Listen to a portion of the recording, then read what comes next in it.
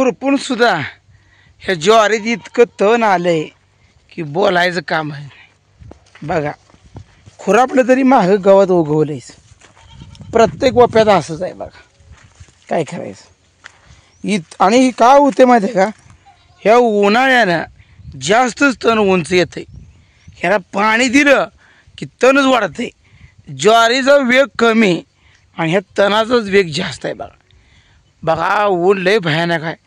तो का ती पिपरण आपली दिसते का, तो का तर 4 म्हशी बांधली त्या आणि इथं शेडपाशी 2-3 बांधली त्या आणि शेळ्या आपल्या त्या वाघरत. असा आपला ही प्रपंच आहे. म्हशी अजून 2 बसली त्या आणि 2 उठली त्या. आता ही उठल्या की घरी आणून दावणीला बांधायच्या. तर ऊन खाली झालं आहे ना. आता 5 वाजत आले त्या. थोडीफार कुटी टाकायची आणि शेण उचलून टाकायचं, पेंडी ठेवायच्या, पाणी पाजायचं आणि पुन्हा दिवस मावळताना दाराला बसायचं. हे आमचं इथं रोजचं असं चालूच आहे. बघा इथं काय बंदच नाही. बघा शेतकरीचं जीवन म्हटलं की असं ही चालूच राहणार. तर आता ही कडवळ लागले सुकायला. आता ही कडवळ भिजवावं लागतंय. बघा ही कडवळ पण लय भारी आले बघा दोस्तानो. नावं ठेवायचं काय नाही. म्हणजे ही पेरलं आहे, ही इसकाटलं नाही. आणि ती वरचं आपलं कडवळ आहे का हो दोस्तानो, ती कडवळ फुट्या राखलेल्या त्या. म्हणजे आपलं पहिला जुंधळा होता का, ती जुंधळा आम्ही काय केलं कापून काढला आणि त्यालाच दिलं पाणी दिली. अहो काय त्याला बेसरं लय फुटली. त्याला फुट्या म्हणते ती. आणि ती फुट्या लय जोरात जोमान आले बघा. काय सांगायचं राव. मला वाटतं ह्या जुंधळ्याला गुडघाभर येऊस तर ती छाती इतकी येतं ह्या. म्हणजे फुट्या भारी आहे त्या बघा.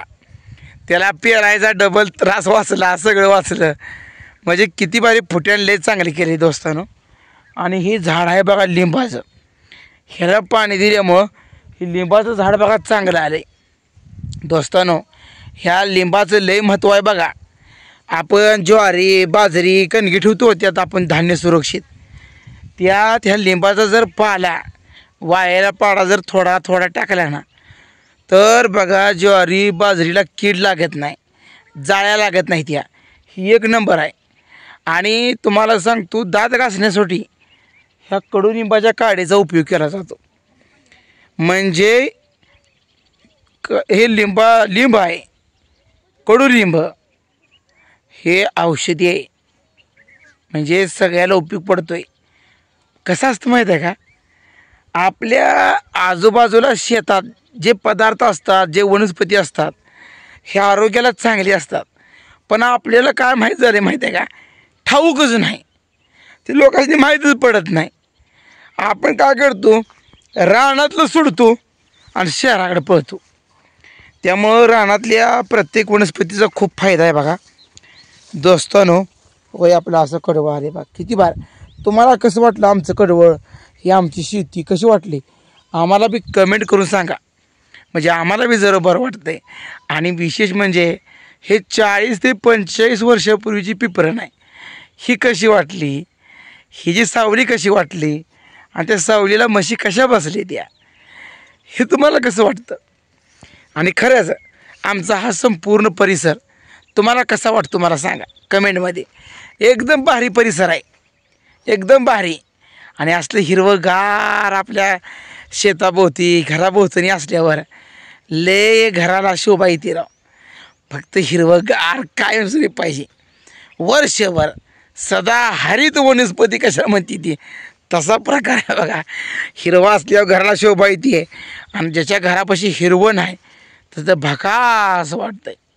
काय करायचं, शेतात आल्यावर बरं वाटतंय आणि घरी गेलं का ती किरकिर चालू होती. म्हणून मी शेतात येऊन दोस्तानं व्हिडिओ केला आहे.